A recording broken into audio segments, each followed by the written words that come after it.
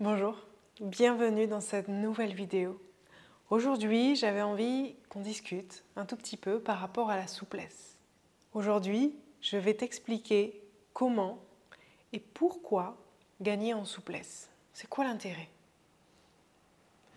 Pourquoi faire du yoga? Pourquoi faire du stretching? Pourquoi faire des étirements? Tout ça. Et je suis Chloé, professeure de yoga. Bien sûr que j'ai entendu 1000 fois, moi je suis pas souple, je peux pas faire de yoga.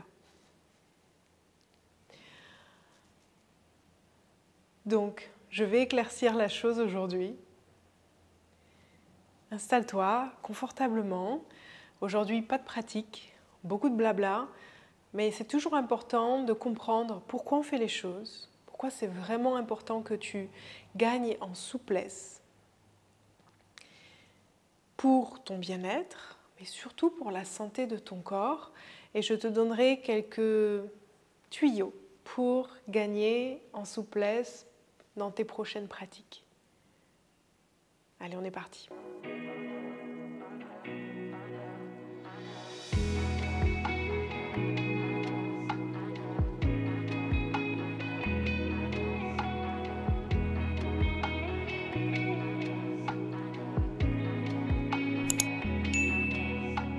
Alors déjà, avant de commencer, comment? On va plutôt aller plonger dans le pourquoi. Parce que souvent c'est ça en fait. On manque de pourquoi on fait les choses, on manque de sens, on manque de...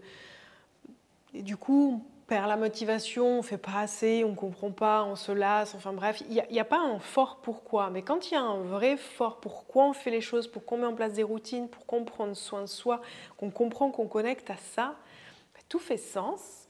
Et c'est bien plus facile de dérouler son tapis de yoga, de se mettre sur son tapis de yoga ou de faire certaines habitudes, certains massages, certaines respirations, parce que finalement on comprend vraiment le pourquoi, la graine à semer à l'intérieur. Donc clarifier et connecter à son pourquoi, c'est déjà une première clé de ta souplesse, pourquoi tu fais les choses. Okay.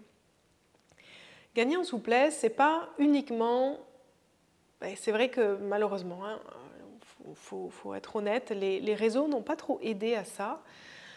On a beaucoup vu sur les réseaux que finalement la souplesse c'était des postures artistiques improbables, acrobatiques. Alors qu'au final, si on prend le b.a.-ba de pourquoi devenir plus souple, c'est pas dans le but ultime de faire ces postures-là, mais c'est plutôt de remettre du mouvement au corps.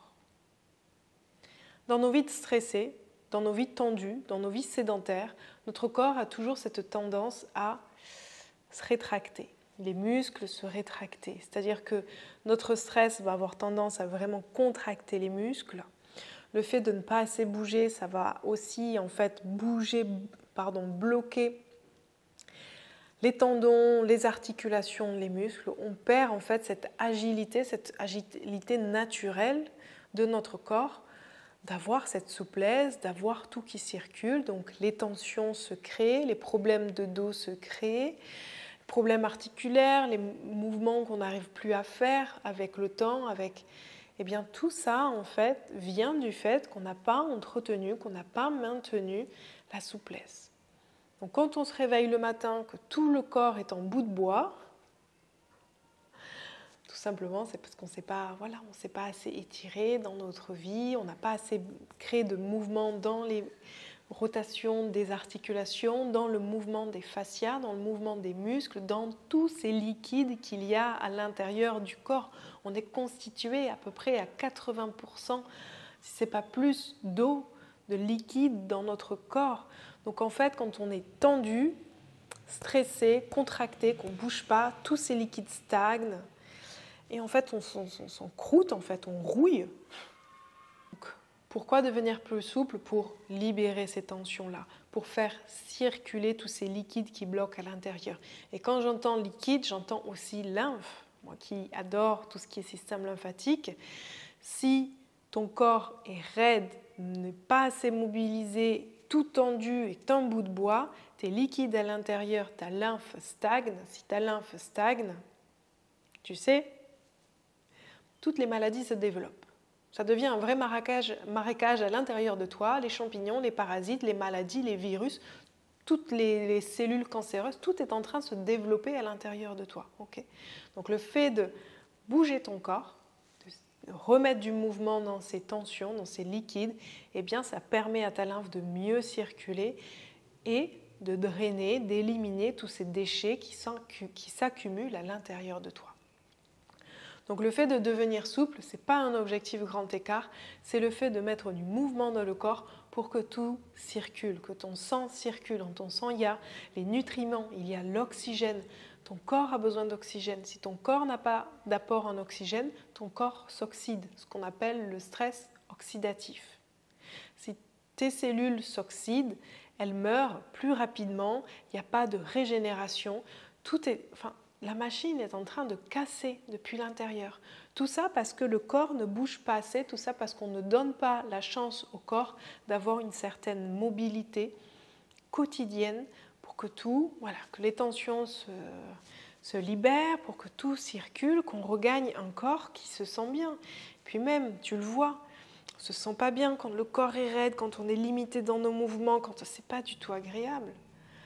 Alors que parfois, quand tu sors de plusieurs séances de yoga, tu sens que tu as moins de tension, tu te sens plus légère au niveau de tes hanches peut-être.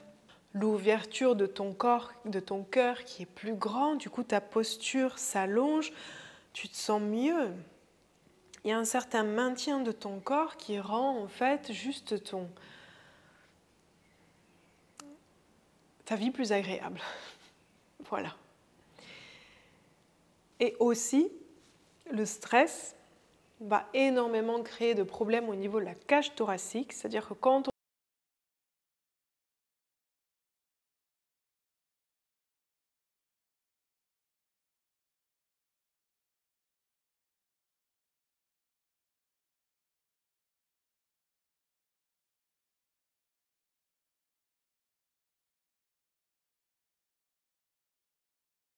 de cette ampleur au niveau de la cage thoracique, on a l'impression que c'est bloqué, que le plexus est bloqué, mais vraiment en fait, même physiquement, la cage thoracique elle est bloquée parce qu'on perd cette capacité à gagner en amplitude, à gagner cet espace-là. Donc le fait d'étirer, de faire des ouvertures de cœur, d'assouplir les côtés là, eh bien ça te permet en plus de ça de pouvoir vraiment respirer, de pouvoir relâcher et de libérer tous ces blocages qu'on peut avoir au plexus, au diaphragme, de vraiment contrebalancer ce quotidien de stressé, de respiration superficielle, de prendre des moments de s'étirer, de remettre cette amplitude dans ta cage thoracique, ça va te permettre de énormément limiter ce stress, cette panique, ces effets désagréables physiques sur le corps. Et même, je dirais, en allant plus loin, pourquoi gagner en souplesse? Parce que, en fait, quand on perd en souplesse, quand on perd en agilité, quand on perd en mouvement, on a peur. Il y a un instinct de survie qui se fait. Ça, c'est vraiment reptilien, voilà, de se dire, il y a l'âge, je bouge moins vite, je vais me casser quelque chose si je tombe, oulala, mon épaule. En fait, il y a plein de choses, de réactions dans le corps qui se font et on se fait peur, on se raconte plein de blabla intérieur par rapport à l'âge, par rapport à toutes ces histoires, on devient peut-être hypocondriaque, enfin bref. On commence à vraiment paniquer et même intérieurement, le corps en se disant « punaise, mais je suis plus capable de me défendre, je suis plus capable d'aller attraper le pot en haut de la cuisine, mais je deviens quoi ?» Enfin, il y a tout un tas de stress, en plus de ça, qui se rajoute de peur inconsciente, d'instinct de survie, qui va encore plus nourrir en fait ces tensions dans le corps. C'est un peu bête, mais c'est encore une fois ce serpent qui se mord la queue. Mais de reprendre cette capacité totale de son corps, reprendre cette... Non, mais en fait, voilà, j'y arrive et s'il se passe quelque chose, je suis capable de courir et ça me fait moins peur. Voilà, et je te parle de ça pour des personnes qui ont 40-50 ans, hein, pas 80 balais, hein, ok, qui déjà, 40-50 ans, ont peur, se sentent limités dans leurs mouvements, créent beaucoup d'angoisse, de panique par rapport à l'âge qui arrive, alors que simplement, ben ouais, mais il fallait mettre en place des choses, mettre en place du mouvement, mettre en place des étirements pour que finalement on prévienne parfois, c'est trop tard en fait. L'épaule elle est ankylosée, voilà, c'est trop tard.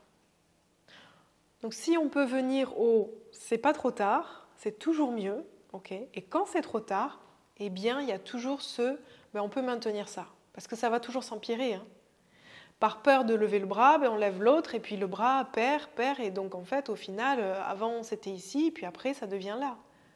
Okay. Donc pour éviter ça, il y aura des mouvements qui vont se faire, il y aura des étirements qui vont se faire, qui vont permettre qu'on ne perde pas plus en mobilité, en agilité dans cette articulation qui est déjà très limitée. C'est pas agréable, c'est pas cool de se lever le matin, même très jeune, et d'avoir ce corps en vrac, de sentir que c'est rouillé, c'est pas cool pour le moral, donc voilà. Donc travailler sa souplesse, il y a vraiment cet effet, le corps physique en a besoin, pour sa santé, pour évacuer les déchets, pour tout ça, mais aussi le moral, en fait, il en a besoin de sentir cette légèreté, cette fluidité, même aussi pour hommes et femmes, et surtout les femmes dans cette finesse et dans cette sensualité, dans cette reconnexion à notre corps. Il y a vraiment cette chose aussi où on a besoin de reconnecter à notre féminin, et ça passe pas par l'hyper-souplesse, mais ça passe par le fait de se sentir bien dans un corps fluide, flow, qui se sent vraiment dans cette confiance et dans cette assurance qu'on a de maintenir notre corps. Et il y a une autre chose aussi qu'il faut comprendre, ça je l'explique beaucoup dans le programme L'Inflow parce que c'est essentiel, mais je le dis là parce que ça va aussi avec la souplesse. Notre corps a une hiérarchie, c'est-à-dire qu'il y a des choses plus importantes à protéger que d'autres. Les organes internes, vitaux, sont très importants pour le corps. Donc la survie va se protéger, va être eux. Les muscles sont moins importants. La peau, moins important. Donc le corps, dans tous les cas, dans sa hiérarchie, dans son fonctionnement, c'est je dois protéger cette partie-là. Par exemple, tu as des soucis au niveau lombaire. La colonne vertébrale, à l'intérieur, il y a tout ce qui est le système nerveux, c'est très important pour le corps. Donc en fait, si tu as des problèmes, allez, on va prendre une hernie discale ou des choses vraiment plus qui te bloquent au niveau de ton dos, ton cerveau va se dire, là, il faut protéger. Il faut protéger le bas du dos parce qu'il y a vraiment beaucoup de choses qui se passent, c'est vraiment le bordel en bas. Il faut que ce dos soit protégé. Donc lui, dans son fonctionnement, il va dire, ok, pour protéger, eh bien, on va rendre raide, on va compenser, on va rendre un peu plus raide le dos, on va rendre plus raide les fascias de l'arrière du corps pour que tout soit maintenu. Donc en fait, quand tu vas aller faire ta pratique, tu vas de suite te sentir l'impossibilité de toucher tes pieds. Tu vas te dire, non mais l'arrière de mes jambes, c'est impossible, je manque de souplesse, cruellement. Eh bien, c'est simplement que le corps veut protéger ton dos. Est-ce que c'est important de gagner en souplesse dans ces conditions-là? Oui, mais à une certaine limite. C'est-à-dire que oui, c'est important de maintenir la souplesse de l'arrière de ton corps. Parce que plus tu vas avoir mal au dos, plus tu vas avoir de tension, plus tes fascias vont se raidir, plus tout ça, moins tu vas bouger, plus tu vas en avoir. Okay? Donc tu dois bouger pour maintenir les muscles, pour maintenir une certaine élasticité, mais pas trop. Donc tu vas pouvoir t'acharner sur l'arrière des jambes en te disant il faut que je travaille l'arrière des jambes, je ne suis pas souple de l'arrière des jambes, mais tenter des cours pas possibles de yoga, stretching à fond, où les gens vont venir te bousculer, pousser, le prof est un martyr qui va venir t'écarter les jambes pas possible.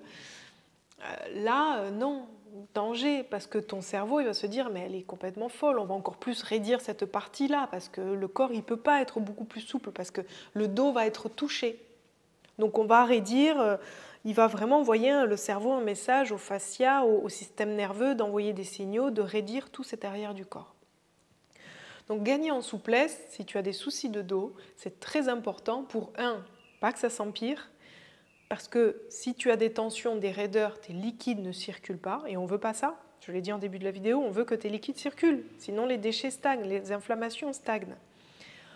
Donc assez de mouvement, tout doux, tout léger. Peut-être que jamais tu auras le grand écart dans ton cas, parce que la priorité à ton corps, c'est de protéger ton dos. Mais dans ce cas-là, fais la paix avec ça, sois plus cool avec toi, libère cette culpabilité, cette frustration et tout ça. Peut-être que toi, ton niveau, au lieu d'aller à un niveau 10 sur 10 sur la souplesse de l'arrière des jambes ou des hanches, eh bien, tu auras un 3, un 4. Mais le fait de travailler régulièrement ça, eh bien, tu auras moins de soucis de dos, tu auras moins de tension, tu sentiras plus agile, tu pourras aller descendre et mettre tes chaussettes et tes chaussures et nouer tes lacets. Tu retrouveras un minimum d'agilité et de confiance dans ton corps, sans pour autant te frustrer parce que tu veux tenter des postures pas possibles et qui ne seront jamais possibles pour toi à cause de ça. Tu comprends ? Ça va pour le dos, mais ça va aussi pour les filles qui ont des soucis avec troubles digestifs, tout ça. Le corps va réagir pareil. Tu ne vas pas pouvoir aller complètement dans tes flexions avant parce que tu as des inflammations au niveau de ton système digestif. Les nerfs sont à vif. Le tube digestif, il en peut plus, il est comme ça. Donc évidemment que la flexion avant, où tout va être comprimé, serré, ça ne va pas passer. Ton corps va envoyer un message où, allez, on tend, on raidit l'arrière du corps, l'arrière des jambes, l'arrière du dos, pour qu'elle évite d'aller trop loin dans sa flexion avant. Donc vraiment, la souplesse, et c'est pour ça que c'est important que je voulais faire ce blabla, de te dire que chacun, on a des limites. Et ça peut être pour tout et n'importe quoi. Ça peut être des limites au niveau des épaules, ça va être des limites au niveau des hanches, ça va être des limites, tu sens, tu connais ton corps. Si ton corps c'est sa limite, c'est sa limite. Ne va pas pousser. Ne va pas aller faire un cours débile ou te faire pousser ça parce que c'est dangereux, tu vas toucher ton système nerveux, tu vas avoir des conséquences terribles derrière. Voir ton corps va encore plus se raidir, va créer encore plus de douleur en se disant elle n'a pas compris, on va encore plus serrer les vis. On va aller atteindre un autre os, une autre articulation pour que vraiment on protège ça parce que là il y a la moelle épinière et il ne faut pas déconner avec ça. Tu vois ? Donc c'est pour ça que la souplesse, c'est toujours à prendre avec douceur, patience, compréhension du corps, petits mouvements, pour que finalement, le pourquoi tu déroules ton tapis de yoga, c'est pas pour te challenger sur des postures qui seront impossibles pour toi, c'est simplement pour remettre du mouvement dans tes tensions, dans tes liquides, où ton corps il en a besoin pour justement éviter les blessures. Okay ? Et ce qui compte aussi, c'est tout ce qui est alterne. Alterne ton yoga, va marcher, va faire peut-être un petit peu de cardio, va faire peut-être un petit peu de renforcement musculaire, pilates ou gym, justement pour que tu travailles et le muscle, et les tissus dans l'élasticité, et le cœur. Gagner en souplesse, c'est aussi faire tout ce travail en globalité que le corps a besoin. Le corps a besoin de muscles pour son métabolisme, le cœur, il a besoin d'avoir une augmentation du rythme cardiaque pour vraiment maintenir son activité, sa régularité, son job sur le long terme. Et en plus de ça, la bonne balance entre je vais à la salle de gym et je fais que de la salle de sport et de la souplesse où je fais que courir et j'ai mes chevilles qui sont en carton ou en bout de bois et s'assouplir pour que justement les tissus retrouvent de l'agilité parce qu'après vous êtes bloqué dans des positions, le corps compense, les douleurs s'installent dans les genoux, dans le dos. Donc il faut toujours avoir ces moments comme ça ces différents types, ces variantes dans le fait de gagner en souplesse, de maintien du corps en santé. Ok, avant de passer à comment gagner en souplesse, je t'invite d'ores et déjà, surtout si tu es nouvelle sur cette chaîne, à t'abonner. Déjà parce que ça va soutenir mon travail, découvrir qu'il y a des nouvelles personnes qui arrivent ici, encore plus de vidéos, de contenu régulièrement sur cette chaîne et surtout tu vas pouvoir avoir des cours de yoga qui vont être peut-être intéressants pour toi pour gagner en souplesse, pour reconnecter à ton corps, pour gagner dans cette agilité et aussi tout un tas d'exercices pour travailler ce système lymphatique. Je suis un petit peu un dada là-dessus, c'est mon dada le travail lymphatique, les automassages. Donc c'est t'abonner pour entrer dans cet univers et je te donne plein d'astuces pour prendre soin de toi. Donc comment gagner en souplesse? Le meilleur moment. Donc tu peux l'appeler comme tu veux. Yoga, stretching, étirement, dans tous les cas, ce qu'on veut régulièrement, c'est assouplir, étirer le corps, étirer les tissus.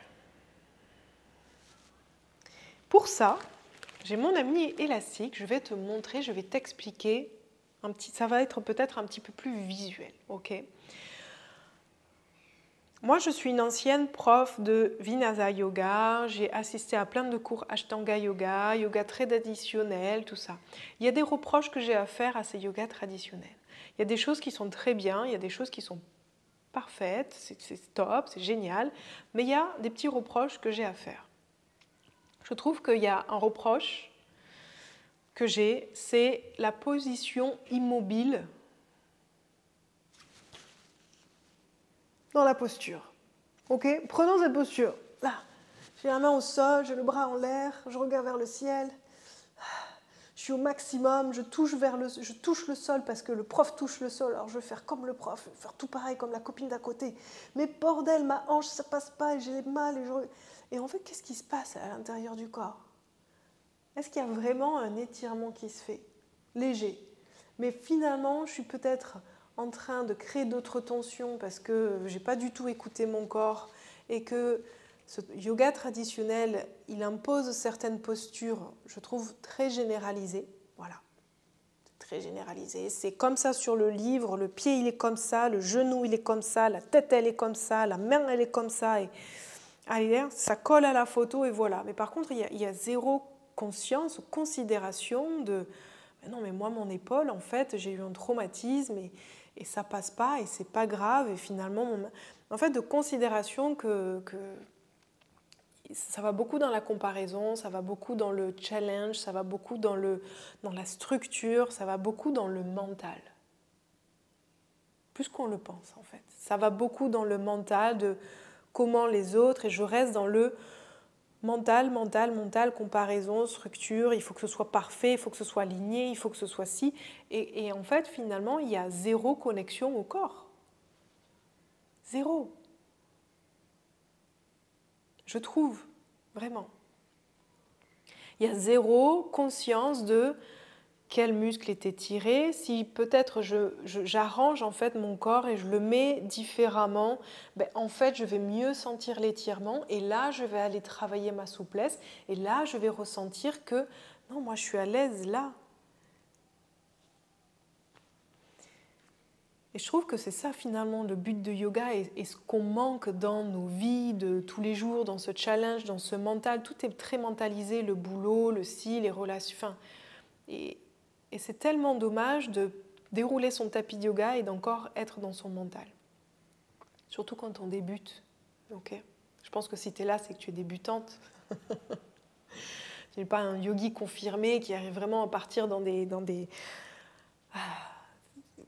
du 7e ciel de conscience supérieure quand tu fais ta pratique. Donc, vraiment, je t'invite à remettre ton corps en première ligne, en fait, dans ta pratique. C'est pour ça que dans mes yogas, souvent, je vais te dire, ferme les yeux, sens l'étirement, respire, sens la respiration étirer ton corps, parce que c'est là que tu vas gagner en souplesse. Prenons l'élastique. La posture que je viens de faire juste avant avec le bras tendu, là, comme ça. C'est ça. Ok, j'étire. J'étire, mais jusqu'à quand je vais pouvoir rester. Et en fait, j'étire jusqu'au bout. Donc oui, en effet, là, le muscle, il est étiré, mais peut-être que je crée d'autres tensions et d'autres compensations, et finalement, je ne suis pas du tout dans le ressenti. Mais en tout cas, j'étire, hein, c'est sûr. Il faut savoir que toute tension créée dans le corps, il n'y a rien qui circule, c'est encore plus de compensation pour le corps, et il n'y a rien qui s'assouplit, le corps va créer encore plus d'alerte le lendemain et va encore plus raidir la zone qui était tendue à cause de la posture qui allait trop loin. Okay ? Moi, je t'invite vraiment, vraiment, aujourd'hui à considérer cette idée-là. Après, tu prends pas, ce tips, ok. Mais ce que j'essaie d'amener dans le yoga et dans cette conscience du corps, conscience des tissus, connexion des tissus, c'est ce petit étirement, étirement, étirement, étirement. De travailler le tissu comme les fibres des vêtements, un tout petit peu, un tout petit peu, un tout petit peu plus grand, un tout petit peu plus grand. Donc en fait, au lieu d'aller venir très tendu comme ça, structuré, je vais plutôt faire relâcher la tête, plier un peu le coude, voir là où est-ce que ça étire. Ok, là je sens mon étirement, là je viens respirer. Mon inspiration va créer un tout petit étirement et puis après mon expiration va un peu relâcher. Et encore une fois, je ferme les yeux, je me concentre sur mon corps. Qu'est-ce que mon corps me dit? Qu'est-ce que mon corps ressent? Comment je sens la posture? Et ma prochaine inspiration, peut-être je la fais un peu plus profonde et je sens que ça s'étire un peu plus. Ah, je prends cet espace. Je laisse mon corps s'exprimer. Et je crée ces micro-mouvements qui s'étirent, qui s'étirent, qui s'étirent. Et d'ailleurs, au yoga du visage, les face yogis, là, quand vous faites des massages du visage, vous n'êtes pas en train de faire et restez là pendant 5 respirations. Il n'y a rien qui s'étire là. Par contre, vous allez bloquer et faire des petits mouvements de bouche, des choses qui vont travailler l'élasticité, le collagène. Parce qu'en fait, ce qui se passe dans la peau, il faut voir un peu la peau comme un millefeuille. Derme, épiderme, tout ça. Hein, ton cours de biologie, là, le 5e. Je ne sais plus quand. Mais en fait, il y a tellement de couches dans la peau qu'il faut que ça... On va chercher à faire glisser un petit peu tout ça à l'intérieur. En faisant glisser cette peau, les structures, tout à l'intérieur, là, on va lubrifier. On va lubrifier, on va activer le collagène, on va activer l'eau, c'est-à-dire que l'eau que tu vas boire, le fait d'étirer ton corps dans ton millefeuille, ça va aller jusqu'au bout. Ça va remettre de la mobilité sur ta peau. Parce qu'encore une fois, même aussi là au niveau des fascias à peau, quand il y a beaucoup de tension, quand il y a une perte de mobilité, quand il y a tout ça, ça s'ankylose, ça fibrose, ça reste, ça stagne. Donc en fait, même la peau perd vraiment, et les tissus à l'intérieur, toutes ces couches, elles perdent en mouvement à l'intérieur, et là aussi ça crée beaucoup de tension, beaucoup de raideur et de perte de souplesse. Donc ce qu'on veut dans les postures de yoga, dans les flows, dans les mouvements, dans les étirements, c'est toujours chercher à venir lubrifier, stimuler, faire bouger la peau.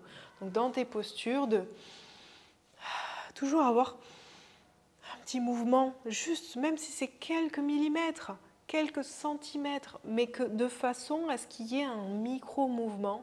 Et là, on active le collagène. Là, tu vas stimuler la circulation. Là, tu vas aller étirer, assouplir tes tissus. Là, ton corps va se sentir en sécurité. Ton cerveau ne va pas se dire danger, elle va trop loin, elle pousse trop, on va raidir tout ça. Ton système nerveux va se sentir en sécurité. Tu vas te laisser porter. Et plus tu vas fermer les yeux et ressentir, et plus tu vas vraiment te laisser aussi transformer, expérimenter des nouvelles choses en lien avec ton corps. Et ça sera différent qu'un challenge grand écart. Okay, faut vraiment que tu considères ça, et c'est ça gagner en souplesse, c'est comprendre comment ça fonctionne. Il faut vraiment allier micro-mouvements, léger mouvement, t'installer, comment ton corps peut se positionner dans sa posture, comment toi, tu ressens cette posture-là, où est-ce que ça étire chez toi, pas chez la voisine, chez la prof qui fait des cours de yoga en longueur de journée qui est hyper souple, hein. Toi, avec tes traumas, tes problèmes, tes blessures, ta morphologie, comment toi tu sens cet étirement, comment tu vas reconnecter à ton corps, comment tu vas respirer dans la posture. Comment tu vas vraiment travailler ces tissus-là. Comment tu vas te parler. Qu'est-ce que tu vas aller rechercher. Okay, choisir de lâcher le mental, choisir de revenir dans le corps et de ressentir. Là, tu vas gagner en souplesse. Là, tu vas gagner en confort et en lien, surtout avec ton corps. En reconnexion profonde, plus. Et ça, c'est vraiment si tu as ce besoin-là. Si tu n'as pas besoin de ce challenge, tu t'en fous de faire le grand écart, faire la roue, faire tout ça, tu as simplement besoin de retrouver de l'agilité, de la mobilité dans ton corps. Évidemment, moi, la première, quand j'ai fait mon yoga teacher training, mon 200 heures de Vinyasa, oui, j'ai gagné en souplesse. Parce qu'on faisait 3 heures ou 4 heures de yoga par jour, que c'était à Bali, qu'il faisait chaud, et que je faisais que ça tous les jours, tous les jours, tous les jours. Donc, évidemment que la répétition va aussi aider la souplesse, c'est sûr. Et on y va dans la posture. Donc, il y a quand même ce mouvement de je l'étire. Même si je l'étire qu'une fois, je vais quand même l'étirer. Mais est-ce que c'est vraiment doux pour le corps? Est-ce que c'est vraiment en conscience pour le corps? Non, c'est parce que il fallait le faire et que voilà. Mais je t'invite vraiment dans ce yoga et peut-être aujourd'hui tu prendras plus de plaisir à faire du yoga pour lâcher ce côté challengeant et objectif, impossible des fois à réaliser en te disant ok, j'étire une fois un petit peu, j'étire encore un peu plus grand et j'étire encore plus grand et j'étire après encore plus grand. Et là, vraiment, tu vas découvrir une autre vision du yoga, du stretching et de comment gagner en souplesse. Donc, il y a les points pour vraiment gagner en souplesse, ça, ces petits mouvements que tu peux faire dans les postures. Tout petit, micro, petit rebondi, petite sensation, flow. Si tu sens que dans ta posture, tu bloques, tu fais la grimace, c'est douloureux, c'est pas cool, il n'y a rien qui se fait, il y a zéro transformation, il y a zéro bénéfice, il y a zéro. Dommages collatéraux. Okay. Donc pour gagner en souplesse, micro-mouvement associé à la respiration. Essaie de faire en sorte que ton inspiration étire les tissus, tout est connecté à l'intérieur du corps, tu ne réalises pas à quel point les fascias de la tête aux pieds sont connectés, donc évidemment dans une posture, le fait d'inspirer, d'augmenter ta cage thoracique, tu vas presque étirer le fascia qui est juste au bout du mollet. Okay. Quand on commence à vraiment ressentir son corps, c'est des choses qu'on va vraiment sentir, certaines sensations qu'on va redécouvrir. Micro-mouvement, bien s'hydrater, pour vraiment laisser l'eau, le collagène bien s'alimenter aussi, pour que la peau gagne sa structure, sa souplesse, les tendons, les muscles, la régularité. C'est super important, faire son yoga le dimanche. Oui, tu vas avoir du bien-être après, un petit shoot de sérotonine et de bien-être.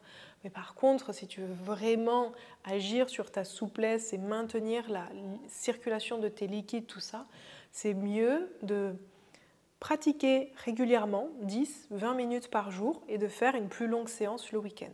Mais essaie quotidiennement, si tu as le temps, 10 minutes, je suis sûre que tu les as, ou le matin, ou le soir, ou à ta pause, de faire quelques étirements, même sans tapis, juste un tout petit peu, comme je disais, d'avoir quelques petits mouvements de dos, petits étirements comme ça, un petit peu les hanches. Tu fais ces répétitions de mouvements pour gagner en rotation, lubrifier les articulations, recréer cet afflux sanguin et tous ces apports bénéfiques pour ta peau, pour tout ton millefeuille là, ok. Et ça, la régularité, tu vas voir que sans forcément pousser trop loin, tu vas avoir beaucoup de bénéfices pour ton bien-être. Okay. Et de temps en temps, te challenger. C'est cool aussi le challenge, c'est cool aussi d'aller dans le mental, c'est cool aussi de se dire « Ouais, mon objectif c'était le grand écart et je l'ai réussi. » Mais je vais te dire une chose. Je me suis challengé ça, je me suis donné le défi quand j'ai trouvé que je n'arrivais pas au grand écart et puis à un moment donné, la pratique, la formation, beaucoup de yoga, j'ai réussi mon grand écart. Ouais, j'ai réussi mon grand écart, j'ai fait ma photo et tout. Et voilà. Et finalement, c'était OK, après, c'est quoi next? Après, j'attrape mon pied, je passe ma tête en arrière. Et en fait, ça continue. Mais vraiment, pour être honnête, j'ai eu zéro transformation intérieure. Oui, je me suis challengée. Oui, c'était cool que je me dépasse. Oui, j'étais heureuse d'atteindre cet objectif que je m'étais donné. Bon, voilà. Mon ego était content, mon challenge physique était content. Voilà, hein. Je pense que peut-être mes hanches étaient contentes parce que régulièrement j'ai assoupli mes hanches, j'ai créé de la mobilité et j'ai tout ça, mais ça aurait pu très bien s'arrêter là, quotidiennement, régulièrement, travailler la souplesse de mes hanches pour avoir ce bien-être dans mes hanches, sans forcément aller jusqu'au grand écart. Par contre, je me souviens encore de toutes les fois où j'ai pleuré sur mon tapis parce que je me suis sentie profondément reconnectée à mon corps. Parce que pendant Shavasana, c'était tellement calme que j'ai choisi d'aller regarder à l'intérieur, que j'ai vu cette immensité à l'intérieur de moi, que je me suis dit, bordel, je ne savais pas qu'on pouvait se reconnecter plus que ça. Ça, c'est le challenge. Là, tu transformes ton yoga. Là, tu as un pourquoi qui est immense parce que tu reconnectes à une immensité qui est en toi, que tu ne connaissais pas, à un amour, à un lien à ton corps, à une estime qui grandit. Et derrière, tu sors de ton tapis de yoga, tu te dis, putain, mais je suis bien plus puissante que je le pensais. Et tu le sens jusqu'au bout de tes cellules. Ce n'est pas le grand écart qui te donne ça. En tout cas, pas à moi. Et même le handstand et tout, j'ai fait tout ça, mais je sais pas, ça reste très superficiel, ça reste très éphémère. Mais quand vraiment tu fermes les yeux et tu sors d'une séance de yoga où tu as laissé porter ton corps et tu t'es vraiment reconnecté, tu as lâché le mental, tu t'es laissé porter, tu as ressenti, tu as expérimenté quelque chose, là, tu as une union, une transformation. Ça prend du temps, ça prend de la pratique, ça prend de la régularité. Mais là, finalement, l'intérêt de devenir souple prend tout son sens. Parce que tu as cette fluidité, les liquides, et c'est pour ça que Fluidus Yoga, ça s'appelle Fluidus.